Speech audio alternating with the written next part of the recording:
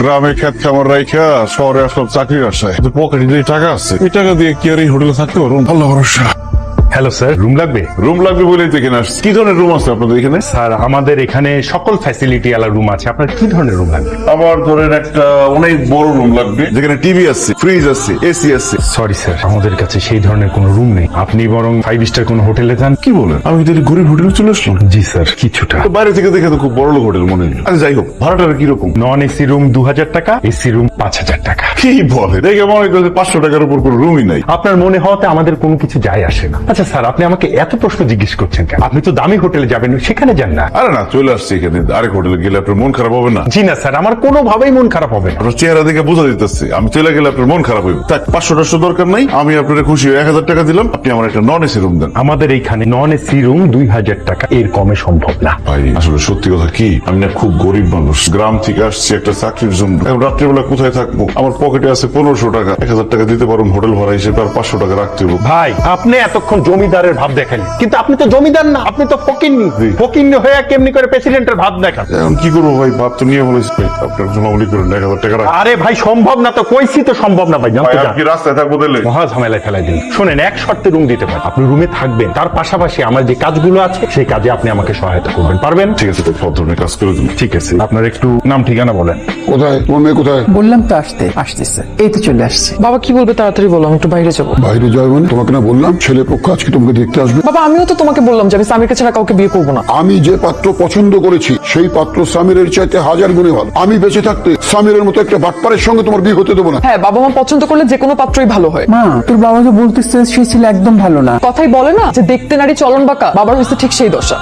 শোনো মা, আমি স্বামীকে ছাড়া অন্য কোনো ছেলেকে বিয়ে করতে পারবো না। আমিও বলে দিচ্ছি, তুমি যদি আমার পছন্দের ছেলেকে বিয়ে না করো আমার বাসায় থাকতে পারবে না। ওকে ফাইন, আমি চলে যাবো বাসা থেকে। আর তুমি কি মনে করছো তুমি আমাকে বাসা থেকে বের করে দিলে আমি রাস্তায় রাস্তায় থাকবো? স্বামী তোমার থেকে অনেক বেশি বড় লোক, ওর কোটি কোটি টাকার সম্পত্তি, আমাকে অনেক ভালো লাগবে। কি পাগলামি করছিস? বাবার কথা শোন। তোমার স্বামীর কথা তুমিই শোনো, আমি এখন ছোট নাই যে তোমরা যা বলবা সব মেনে নিবো। যাও, আমি দেখবো জীবনে তুমি কত সুখে থাকতে পারো। হ্যাঁ যাচ্ছি। যে বাড়িতে আমার সিদ্ধান্তের কোনো মূল্য নেই সে বাড়িতে আমি এমনিতেও থাকতে চাই না। যে মেয়ের কাছে আমার সিদ্ধান্তের কোনো দাম নেই সেই মেয়ের বাবার পরিচয় আমি দিতে চাইনি। চলে যাচ্ছি আমি।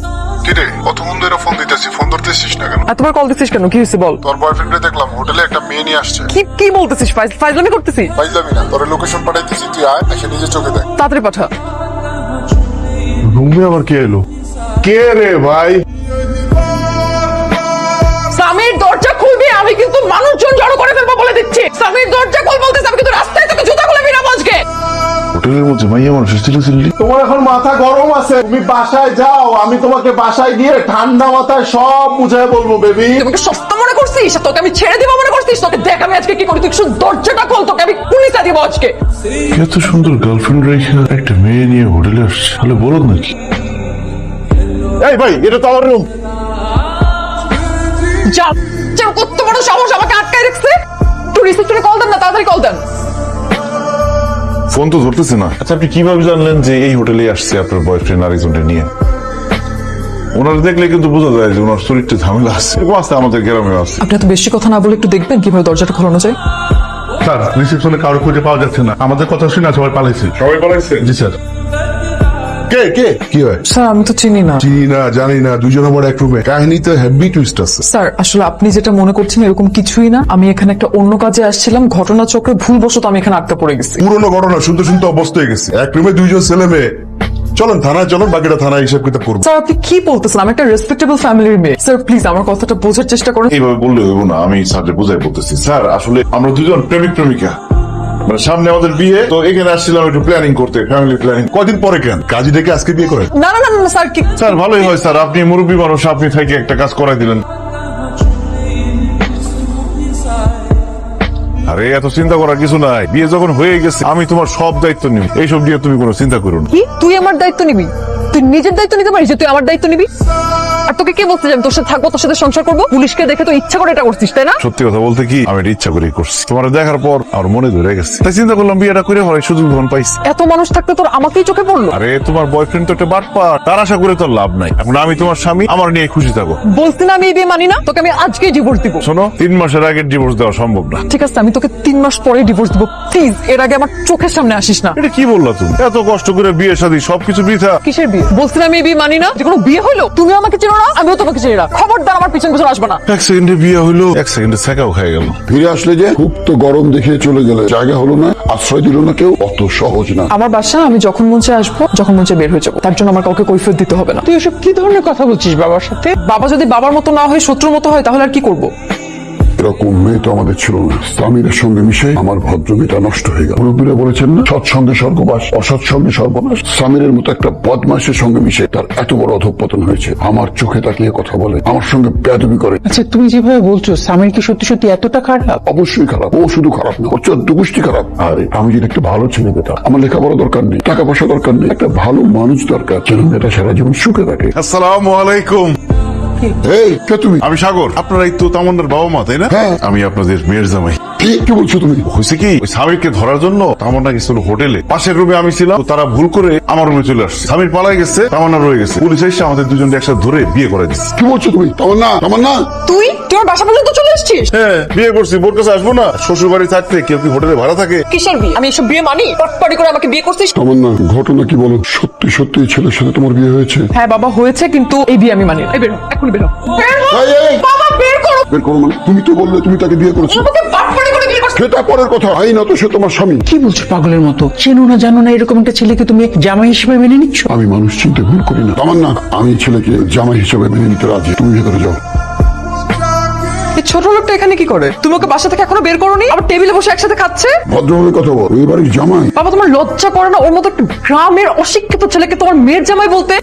সকালবেলা খাবার টেবিলে এসব কি বলছিস তামান্না? তোর কি বিবেক বুদ্ধি সব লোপ পেয়েছে? এত অহংকার ভালো না। আমার সামনে বসো, আমি তোমার খাওয়াই দিতেছি। অনেক হয়েছে তামান্না, এবার চুপচাপ খেতে বল। মা যতদিন ও এই বাসায় থাকবে এই টেবিলে খাবে, আমি টেবিলে জীবনও বসে খাবো না। তুই আমার কাপে চোখ দাস কেন? তো বড় সাহস! এই জামাই বউ এক কাপে চা খেলে ভালোবাসা বাড়ে। তোকে বলছি ভালোবাসা বাড়াইতে, তোকে দেখলেই আমার মেজাজ খারাপ হয়। তুমি অতিষ্ঠ বানায় রাখছিস। প্লিজ তুই বাসা থেকে যাচ্ছিস না কেন? আমি তোর বিয়ে করছি, বাসা থেকে চলে যেতে। তো বড় খারাপ, তুই আমাকে ট্রাপে ফেলে বিয়ে করছিস। এসব বিয়ে আমি মানি না। না না, বিয়ে করছি। আরে তুমি আমার বউ, এখন এসব বললে হবে না। ঠিক আছে? তামান্না প্লিজ, তো আমার কথা শোনো। তোর কোনো লজ্জা নেই? সেদিন তোকে হোটেলে ছি, তুই তারপর আবার আমার সামনে আসছিস। আমি তো তোকে একটা অসভ্য মেয়ে বানিয়েছিলে তামান্না। তোর জন্য ওই বাটপা ওই ঠিক ছিল। তুই তো ভালো কারো বউ হওয়ার যোগ্য না। কে ভালো? ওকে তোমরা এখনো চিনো নাই। ওকে চিনতে চিনতে তোমাদের বাড়ি গাড়ি সয় সম্পত্তি সবকিছু দখল করে নিয়েছে। একদিন কিন্তু তুই ঠিকই পস্তাবি। তুই তো নিজের চোখে দেখছিস যে হোটেলে যাচ্ছে স্বামী। আমি স্বামীকে ঠিকই একদিন ভালো বানিয়ে নিই। আর এসব নিয়ে তোমাদের এত ভালো লাগবে না। বাবাজি, আমাদের সময় যদি থাকতো তোমাকে শিখাতাম কি করে বাঁকা বউ সোজা করতে হয়। আরে বিয়ের পর তুমি জানো তোমার শাশুড়ি বিয়ের পর সে যে আমাকে কত অবহেলা করেছে। তার স্বপ্ন ছিল তার স্বামী হবে লম্বা, আর স্বামী পেয়েছে খাটো। কি দুর্ব্যবহার সে আমার সঙ্গে করেছে। তুমি জামাই মানুষ বলতে লজ্জা করছে। বাসরাতে সে আমাকে ধাক্কা দিয়ে ঘর থেকে বের করে দিয়েছে।